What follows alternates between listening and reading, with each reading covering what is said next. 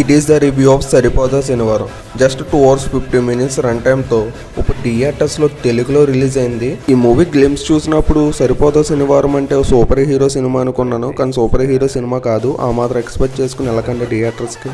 రివ్యూలోకి వెళ్ళే ముందు ఈ వీడియో కానీ మీకు నచ్చితే లైక్ చేసి ఛానల్ సబ్స్క్రైబ్ చేసుకోండి. ఈ మూవీ బేసిక్ స్టోరీ లైన్లోకి వెళ్తే శనివారం మాత్రమే కోపాన్ని చూపించాలనుకున్న మన హీరోకి 365 రోజులు కోపాన్ని చూపించే ఒక పోలీసోడు సోకులపాలెం, ఈ రెండు ఎలా ఎంటర్ అయినాయి, వాటికి వీళ్ళకి సంబంధం ఏంటి అని మనం మూవీ చూసి తెలుసుకోవాలి. ఈ మూవీ చూసాక నాకైతే పర్లేదు అనిపించింది, కానీ మరీ అంత తోపు తూరుమని చెప్పను. ఎందుకంటే ఫస్ట్ హాఫ్లో కాస్త అనవసరమైన సీన్స్తో లాగ్ చేశారు. ఇంకా సెకండ్ హాఫ్కి వచ్చేటప్పటికి మాస్ ఫైట్ సీన్స్తో బాగానే మేనేజ్ చేశారు. ఈ మూవీ స్టోరీలోకి ఎంటర్ అవడమే చాలా లేట్గా ఎంటర్ అవుతూ ఉంటారు, అది కాస్త మనకు నచ్చకపోవచ్చు.